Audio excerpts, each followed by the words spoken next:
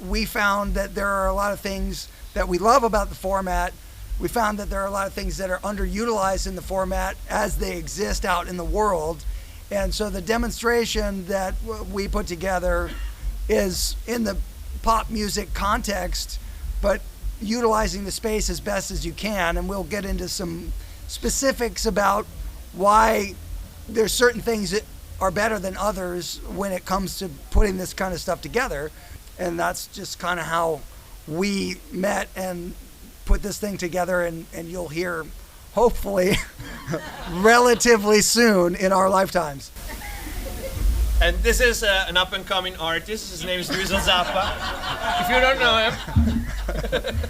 Yes. And this is it was an amazing experience, and Dweezil has arguably one of the top 5 Atmos studios and setup in the world.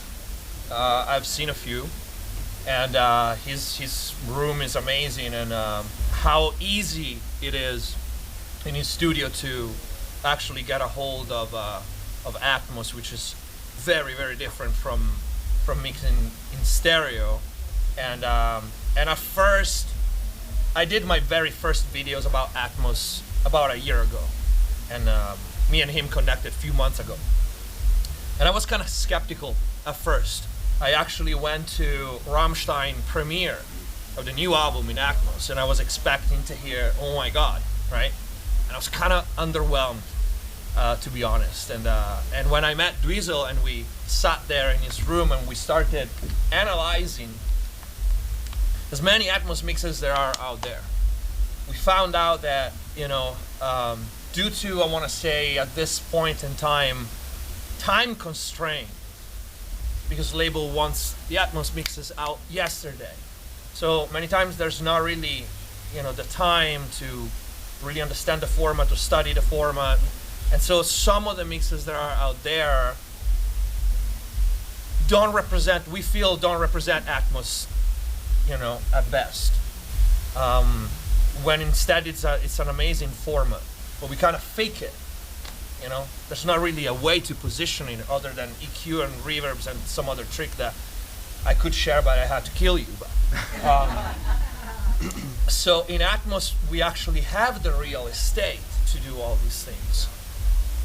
The difference, and one of the things that I think we're going to talk about here today is the best way, I feel, is to start producing for Atmos, as opposed to taking a stereo mix with stems most of the times and just turn that into Atmos, which can be done correctly, and he's done many of these projects like this and they sound amazing. But when you do what we did with this particular song, it's kind of a little bit rearranging it for Atmos. When I also produced this song, and I cleaned the floor and everything, and when I started getting a hold of the format, I was like, hey, hold on, let's add this couple of sounds here and let's layer these 2 other sounds so we can put them in the back speakers on the top. So I think that is something that for any engineer or producer that looks at Atmos is the right mindset. Think of, from now on, producing in Atmos and even rearranging it for Atmos. Because Atmos is just to stay. Some don't really like it or don't like the idea. We hear ourselves now. Amazing. Innovation. Hey, thank you to the technical team. Yes. That we're hoping we'll be able to do for you guys is to let you hear something in stereo and then let you hear something in Atmos. Now, a lot of you that are beyond the range of this little fenced off speaker area won't get as much of a benefit of hearing it. And so I don't know if there's a way for people to kind of like, oh yeah, let's get some feedback. That's super cool. I don't know if there's a way for people to kind of move in and out possibly, or we'll play it more than once or something so that you can really get a sense of it. We have no idea if that will be feasible, but it's a concept. Maybe you guys can work out amongst yourselves. So ultimately, what we're gonna do is we're gonna play you the song in stereo, and then we're gonna play the song in Atmos, and then possibly maybe some of it again, so people can. Yeah, push people down to the ground, stomp on their face. They love it. You know, it's like being at a Who concert in 1988. You know, but the whole thing that David was talking about in terms of the creative possibilities, there is an underutilized element of the format. Because so much content that we all love in catalog music, people get really precious about, oh, it can't change. It can't be different than what I already love about this song. And sometimes that's the mindset of the consumer, but sometimes it's the mindset of the artist or the label. But if you're more open-minded and you say, well, I could always listen to the stereo, I want to hear an audio movie. I want to hear something change. I want to hear something move around. I want to hear a different balance. I want to hear these things. That's where the advantage of this comes in, and you possibly could start hearing some incredible things where music can give you that thing where it like makes the hair stand up on your arms. You hear something because you've never heard it that way before, and that's the thing that music can do on its own that nothing else can do. But when you hear it in the right way, it can really affect your mood. It can do a lot of really cool things. The problem that we have, like he was saying, is that sometimes people will be working in that format and it's a speed thing, and it's just let me meet the minimum requirement to make it Atmos and get it out there in the world. So there's versions of songs, and for example, like a great song like Every Breath You Take by The Police, great song, right? You listen to the Atmos mix and it's gonna be stereo, but then you're gonna get a little bit of reverb on the sides, maybe a tiny bit that's barely audible above you and a little bit behind you, and then you're going to get really something extra special, some hi-hat in the center channel, and that's it. That's what they give you. You know, so the song still sounds great, but wouldn't it be cool if you could hear a little bit more effort? You know, so I don't know how those things come to be. It could be like, hey, I got an intern that can do this in 5 minutes. Or somebody says, I really only want to focus on the stereo because that's all I like. And they say, just give me the bare minimum that meets the requirement. So some people might like that, and that's what they want. But we're here to say there's a lot more real estate to make stuff more three-dimensional, more immersive, and more exciting.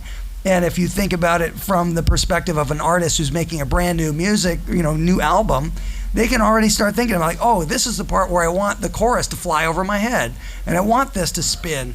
And if you only ever heard it that way, that's how that song is always supposed to be for you, versus stereo, static, and then you hear it different, you go, oh, that's different. Like, but different doesn't have to be bad. You know, so everything is a musical choice. You have options. But so we'll give you some sense of what happens between stereo, where he made a great stereo mix where, you know, if he hadn't done the Atmos, he might have said, this is how this song is supposed to sound. It's never supposed to sound any different until you got to check out Atmos, yeah. And then you started thinking, oh, I could do this, or this. So. Yeah, and I think my producer hat in this particular case played a role, because I had, you know, the possibility of partially rearranging, and that's why I started thinking, you know, people right now are going to start producing for Atmos and thinking about the format, thinking about this whole real estate that you have, because before, up until now, we only had left and right, and we struggle fitting everything there and give an impression that the mix is 3D, that a band is placed in a certain way. Let alone for electronic music when you don't really have a picture, like for example metal or rock. The band is in front of you, that's a drum, that's a bass. But electronic music, you don't really, that's not a confined space, right? Or a realistic space. So shit can really like fly over your head as much as you want. And that's gonna be interesting, it's gonna be very cool. So yeah. Yep. So one other little small thing, even before we had stereo, it was mono, and there were people that argued like, we don't even know the speaker, you know, like stereo, who cares about stereo? And it used to be like, I was lucky enough to work with Jeff Emmerich, who recorded the Beatles, you know that band. And so at Abbey Road at the time when he was doing one of the first records, the way that they would do audio playback and listening is the speaker, like, okay, imagine he's sitting here and there's a desk of equipment. The speaker was on the floor on the right side of the room. That's how they listen, because if you think about it, it makes sense. If you're at a party and there's music playing, it's just in the room with you. It's just music, and you hear it, you experience it in a room. And if you're hearing the right balance of stuff, it can sound good on one speaker. But this whole idea that you could actually create stuff in a bigger space and have even more detail and more character is really exciting as a musician or as a producer or an engineer. So just keeping those thoughts in mind, it's like, this is a wide open canvas, and we're just gonna give you a little demonstration. Then you can ask us some questions if you have any. You might not, that's okay. But anyway, I guess if you have the stereo file. Ready to go? Yeah. Well, all right, so this is the stereo mix, and the artist is Bella Kelly. And the his song fiance. Yes. and the song is called Felony, is unreleased, so this is also a premiere of both the video and the song.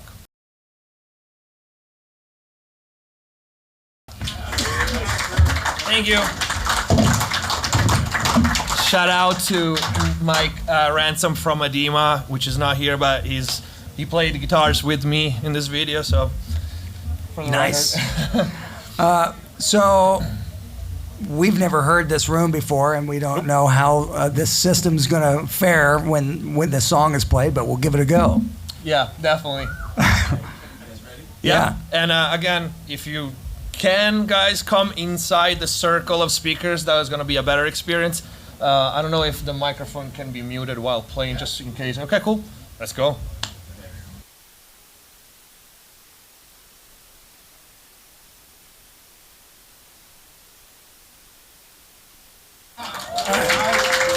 So, thank you. We're presuming that you could hear a little bit of a difference between stereo and Atmos.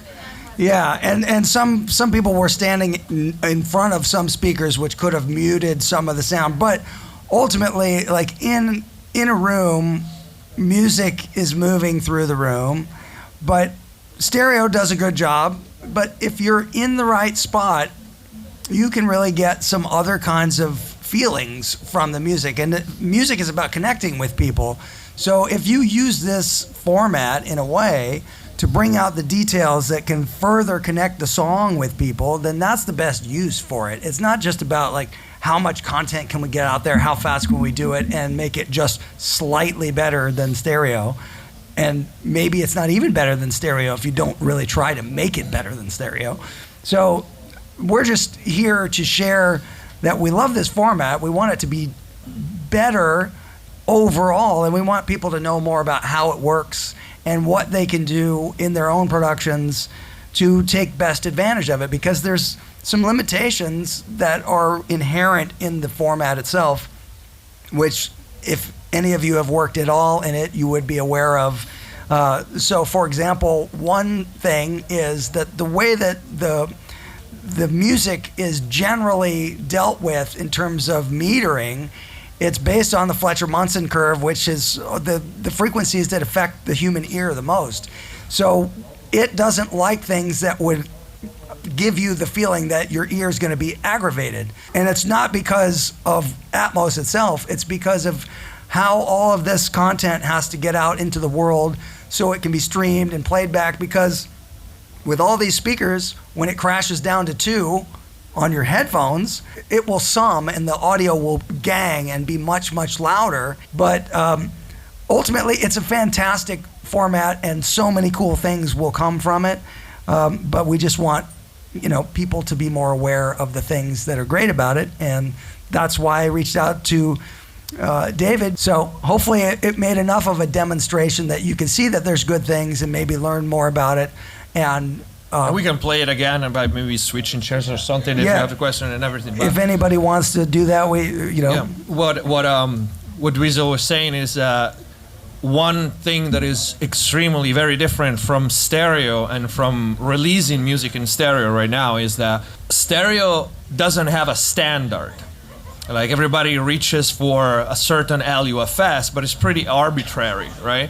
There's the EDM guy that wants me to master his music at -3 LUFS, and the other guys don't care and they let me do my job, or anything in between. So we don't have a standard for loudness for stereo music right now. While in Atmos we do, and it's a set number. You can't go past that, or they will bump your song and you won't be able to upload it. That's a big difference coming from working in stereo and more often than not, let's be realistic, making stuff as loud as it can, because that's the name of the game still. In Atmos, you can't do that. So there's that kind of constraint. But at the same time, if you know how to actually mix in Atmos correctly, if you heard the difference between the Atmos and the stereo mix, one big difference was how much bigger the low end was in Atmos, right? It shaked everything. This is because, like I said before, we have so much more real estate to place things and sounds and elements than we do in stereo. And at the same time, because the metering that measures the loudness that we use for Atmos focuses more on the mid-range, like Dweezil were saying, the Fletcher-Munson curves. So in a way, low end is free in Atmos. You can add as much as you want. It's the mid-range that makes that number that you can't go past too high. So if you're clever and you understand a couple of things, then you can make a mix. You can make an Atmos mix that is still has impact and it hits you, big low end and everything. You just need to be mindful of how it measures the loudness and at that point, both arranging and mixing in a much different way than we do in stereo. But yeah, if you want to play it again for the change in chairs, we can do that, and then we can see. Yeah, give him a chance. Awesome. And one other thing, the one big difference in Atmos is, and probably you noticed it, that you're able to keep the attention of the listener high at all times because you have so much real estate. You can slowly build up a chorus and slowly build up the entire song top to bottom, right? We struggle this in stereo. We do automation, first chorus versus second chorus versus first verse, second verse, but still we are kind of constrained in those two speakers. Here you have, let's put that sound there over there, and then in the second chorus let's do this weird shit that swing around. Yeah. But that is also another interesting aspect from, at this point, a mix engineer perspective, with so many different points of reference, and you can put stuff throughout the entire length of the song, and it's very, very interesting, very cool. And you get some other opportunities to do things that can create realistic depth and space where that's harder to do in just two speakers. So the fun part is seeing what you can do in that way, and you stumble on all kinds of new tricks and find new tools and do things. So it keeps you motivated in a creative way to push it further, which is, I guess, why we got invited to be in the innovation room, which, by the way, all the companies that came in here had really cool presentations, and I was really interested in all of them. So thanks for having us. Thank you, GPU Audio and Splice and everybody for making this happen. This is great. Yeah, absolutely. Thanks. Does anybody have any questions? Because I don't know, they're probably going to kick us out of here soon. Yes. Start from. So this is kind of a little bit more conceptual question. Obviously, we're seeing a lot of spatial audio become more prevalent right now, both in studio workflow and in live. And obviously, you guys talked about some of the downfalls or some of the limitations of Dolby Atmos as a whole right now. What do you see becoming standardized over the next couple of years, from a spatial mixing to translating binaurally? What do you think what can you forecast sort of the next couple of years of this technology looking like for the average studio person working with it? I'll jump on that real quick. So one thing you mentioned is the binaural. So a lot of people get really confused because they hear binaural, they hear spatial, they hear 360, they hear Atmos. So Atmos is a Dolby creation. It's a product from Dolby, but it essentially is a speaker format, and it's made for movie theaters. And it's been around for a while, but it's a modular system. So to your point, how will it affect people? There's going to be more and more speakers. They're going to build systems that go beyond 7.1.4, which is what you're experiencing right here in this little area. But still, the idea is like, how is that going to affect people at home? Are people going to put that in their homes? Some, very few. But you're going to see and hear this in cars. It's already happening. Mercedes, BMW, Tesla, a bunch of companies are doing Atmos car systems. And so music will be in this format, as will filmed entertainment and all this other kind of stuff, because it's theater-based, it's home theater-based, it's all these things.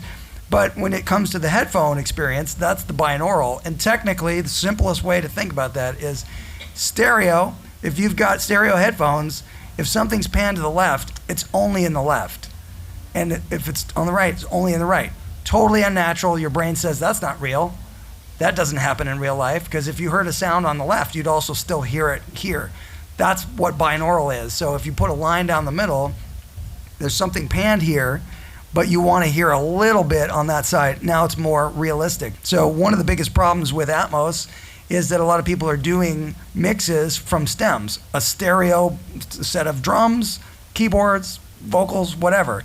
And they're just putting a stereo thing in a space, which is very different than having the mono sources and pinpointing them in different places and creating specific space, reverb, delay, or whatever for those mono sources. That's a better listening experience. It's a better creative experience. When you place the object, as Dweezil said, like, we don't hear only one side on one ear, right? So in Atmos, you have not only the far, mid, and close, but you can also bleed, right? So for example, you can put one sound only in that speakers, but then you can decide how much you want to bleed it out on the others. And same, you can place it in between, and that goes for top, bottom, front, back, left, and right.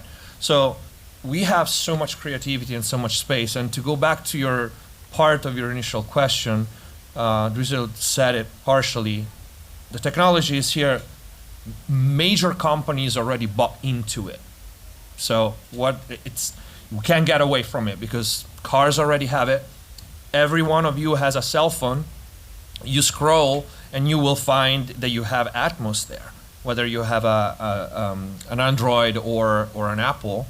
And the spatial audio is simply Apple's version of Dolby Render and Dolby Atmos. They just don't want to pay a Dolby for it, which is a whole different discussion. They do have their own products that are spatial. Yeah. So the thing is, like, it's compatible with their headphones and other things. So it rightfully, from that perspective, has its own name. But the point is, it's there for all of these companies are working together to create content that works in this kind of format. Sony has their 360 format, which is different speakers, different speaker array, all that kind of stuff. But the end result is that the listener could have a very interesting listening experience if people really took the time to go as deep as you really should go with this stuff. And that's what we are interested in and excited in, and hopefully other people will say, oh yeah, I can tell the difference when somebody's spent more time on it versus like just I hear stereo and some reverb behind me.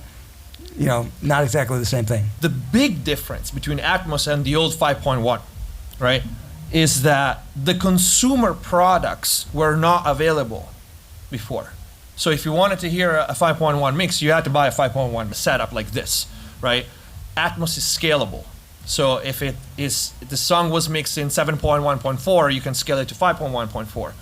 And if you can scale it to binaural, you can scale it. And that's the thing, the consumer products are already there for Atmos. Amazon will soon sell the Alexa speakers in Atmos format for $99. So next Christmas, we are all gonna give each other that, you know, and we have Atmos at home, right? And it's going to do it a different way too. It's going to be like a sound bar or other stuff, and they'll bounce it off the walls. Yeah. The next piece of technology that you are going to buy is going to have Atmos built in. And people say like, oh, well, but it's not the same as this. Well, that never was the case because nobody has a pair of ATC at home, but we all mix on it. So it doesn't change. But that's, I think, the beauty of Atmos is accessible to everybody. And that's why, you know, when we started and I started doing this mix, I was like, this is definitely the future. And, you know, we want to use the format and let people understand that it can be very cool and innovative. Yeah. Second question. Yeah, go ahead, please. So a couple of questions about the mastering. Like, do you do stand mastering? If you could talk about the process, and also if you want to bring vinyl for the project. Okay. Okay. So mastering. So in Atmos, there's no, at least for now, there's not really a 2-bus processing thing. We don't have a 2-bus. We don't have a mix bus where like all the channels come down to left and right stereo. Because there are a couple things that kind of do it. Yeah, kind of do it. I was getting that. Yeah. And is an object-based system. So every element that is an object, and yes, you have the bed with 7.1.4 in this case of this mix, and then you have the object. So you don't really have a way, in the same way that we do with stereo, to have a 2-bus processing. There are a couple of plugins, and we used one on this mix. It's called SAMP, right? Yeah. Well, real quick, just to visualize this, in Atmos, you have this surround thing. So think of that as the bed, right? So you could have sound in anywhere, and that would be called the bed. Objects are things that can live in that space, but they're not controlled by anything that's controlling the bed. So we've never had that in audio before. Usually when something goes down to the final mix bus, everything is being affected by the compressor or whatever you're doing to it. But these objects are like balloons that you have no control of, except panning and the sound of them and the volume of them, but they are still outside of the final processing. So it's hard to wrap your head around it because you can't think of it in the way that it was before. So when it comes to like mastering kind of goes out the window on Atmos because you already have a set level that you have to reach. So anything that you would do to try to compress or limit or get more level out of doesn't really work. It might actually make it worse. The good thing about Atmos is that you have a lot more headroom, so you have a lot more transient information. It's really dynamic. And so that's one of the benefits of the thing as well. I want to say you have to be dynamic. If you want impact, if you heard another big difference between the stereo mix and the Atmos mix is how much difference in perceived loudness and impact there is between the verse and the chorus, right? Much greater on the Atmos mix. You have to, because I can't push this one to -4 LUFS. I can't. They're gonna bump it. So how do you get power? How do you get people to do this on the chorus? You lower the verse.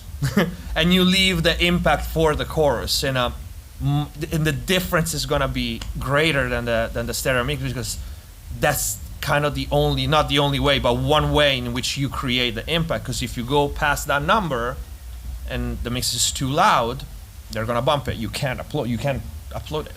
So that's why mastering doesn't really come into play, because the standard tricks and tools for stereo mastering to make loudness or other things don't really have any effect on it.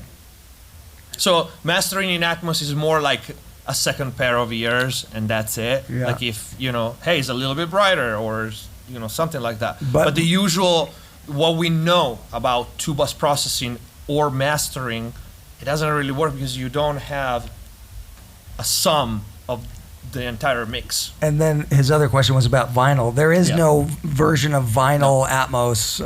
I don't know that there ever will be, but the thing about vinyl anyway, like the amount of low end that's in this mix, you couldn't put on a vinyl because it would just make the needle jump out of the groove. The Atmos, the reason the way Atmos is scalable, in layman terms, is that in the file that we just played, there are all the metadata that tell the next system. Let's say instead of 7.1.4, you have to down mix to less speakers. In that file, there are all the metadata that will tell the render where to place other things if you miss a couple of speakers. So there can be, a vinyl. But it does help you so that you do the work one time, and then the file itself knows how to make itself grow larger or smaller depending, so you don't have to keep remixing for different formats. Yeah.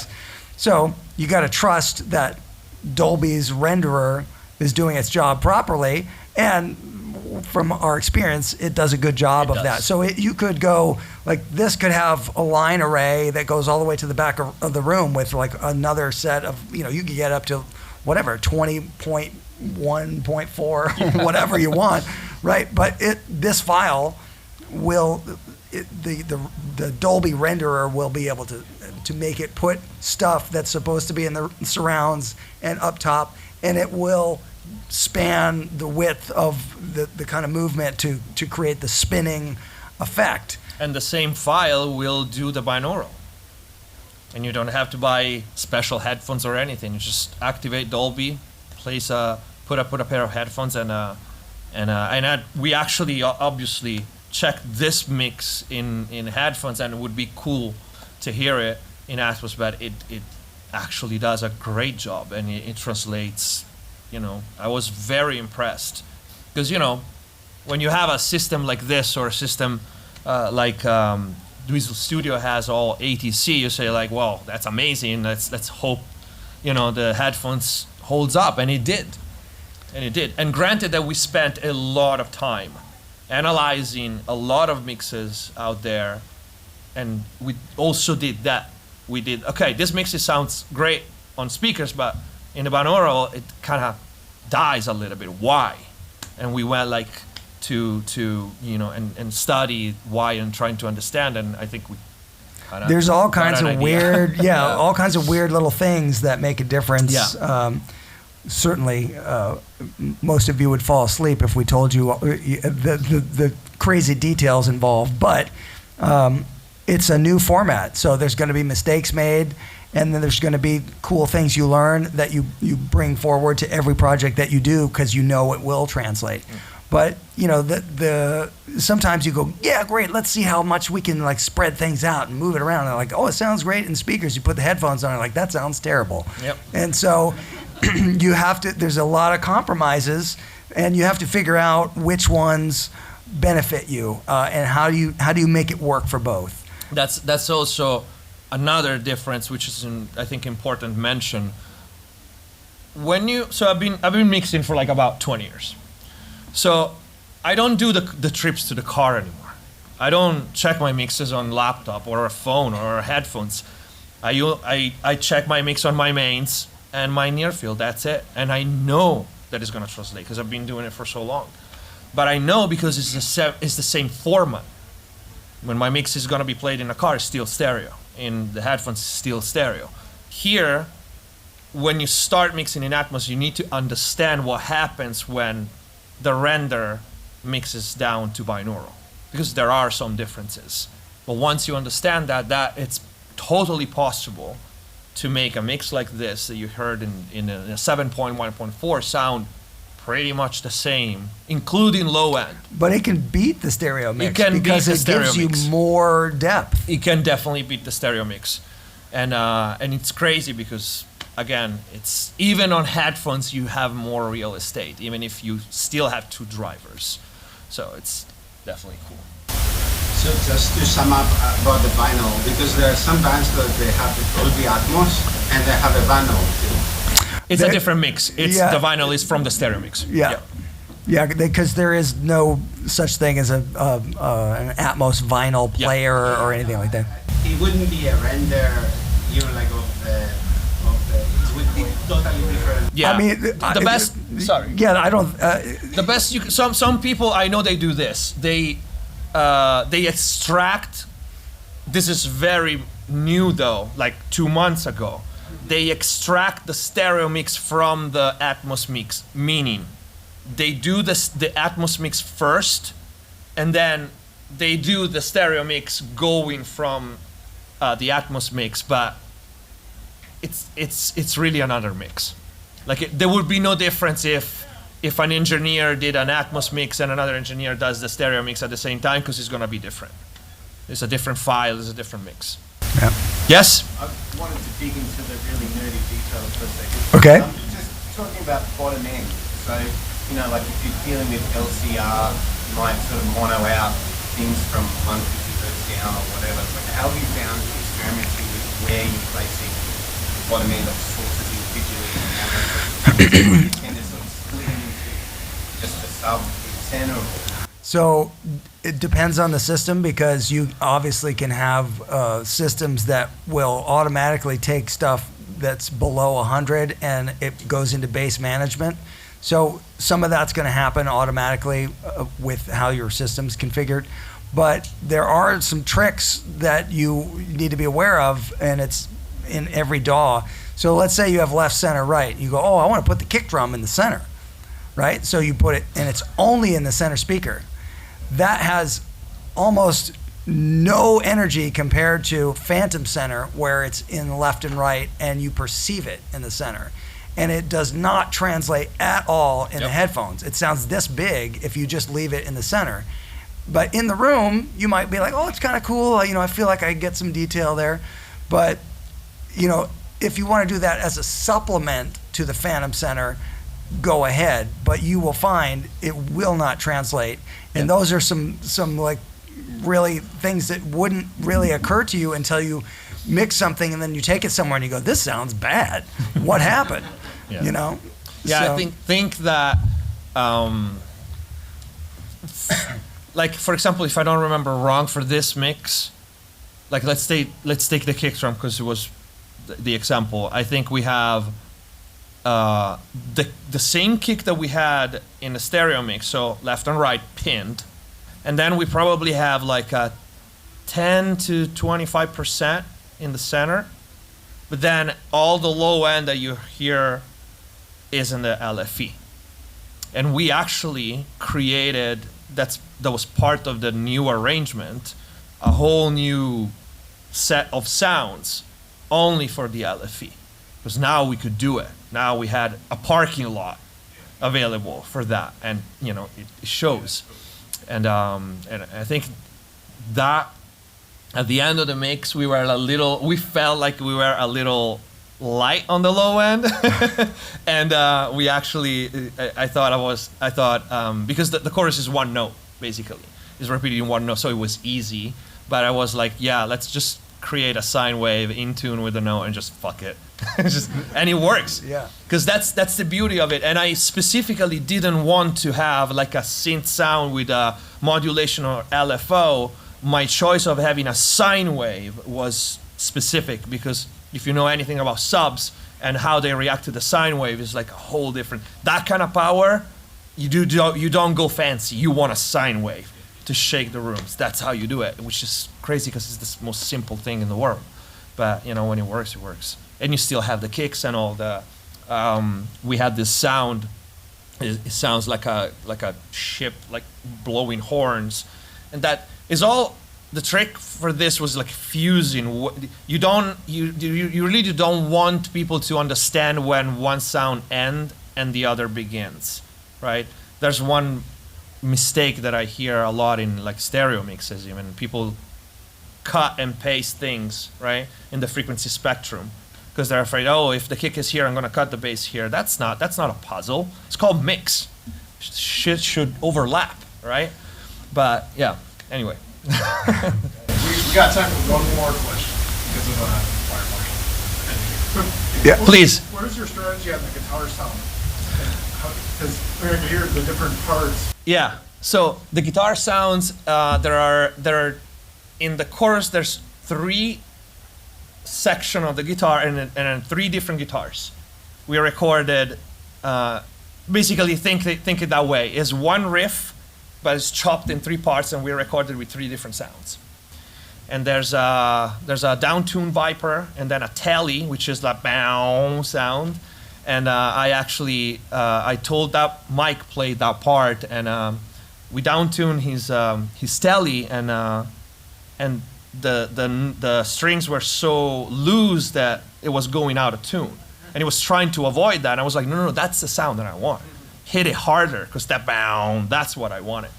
And we recorded that in my studio, direct DI, with double track, quad track actually, everything. And I think for the sound that you hear, I used Neural DSP plugins that I really love. And for one sound, I think we used one of the pedals that Mike had in his pedal board going in. But we did do one treatment to that sound that Yes. detunes itself. So one thing about Atmos is you'll suddenly find that you need to place a certain sound in multiple places. And if you don't have the audio recorded as a separate track, you have to duplicate the audio. But the problem with that is if you put it other places and it's the exact same audio, you can have phase problems because it's the same audio. So you always have to do something to it, modulate it, or do something to change it so it's actually different audio. So one of the things with the one that has the part that goes out of tune, we further emphasized it going out of tune because there's a way to use an envelope that will detect the threshold, and then that will change how much it will knock something out of tune. So we sent it through this thing that would change the envelope, knock it even more out of tune just at the time when it does that, but it kind of makes it jump out and you can hear it move a little bit more in a natural way, because a technical double of 2 people playing a part or 1 person playing a part and maybe the guitar wasn't as in tune the second time, that ends up sounding better than something that's perfectly aligned. So the actual like errors are more natural. And so like when you hear the word chorus, that's because it's people singing and they're not all in tune, but at choruses it sounds great together. Maybe if you're standing right next to the person that's out of tune while you're singing, not so good, but as a whole it sounds good. Yeah, that was actually the last chorus, when the song will be out, if you want to listen to it. Then the last chorus, that was actually his idea, credit. And it was like, hey, that, bowed sound that you had, like, what if the last chorus only, we make like a copy of that and we spin it like really crazy. Because here's the other thing. When you go into it and you understand how many things you can do, there's the risk to go overboard and have like shit flying everywhere, or like the guy that put the hi-hat in the center, like what the fuck are you talking about? But so you need to actually have self-discipline, right? When you mix in Atmos, because it's so cool that it's easy to overdo in that sense. There's always got to be a reason for the musicality of it. If there's a part that is moving or feels like it's moving, let it actually move. Like you can have stuff that has a flow to it from one side to the other, or around you, or just above you. Yeah. So that's what's cool. But I guess Fire Marshal Bill says no, and we have to get going. Yeah. Yeah. Well, Thanks for listening to us. Thank you, everybody, for being here. Thank you, GPU Audio, and all the other companies here and now. Thank you. Thank you so much, guys. Hands on my neck, hands grab my throat. Lift me up, man, take control.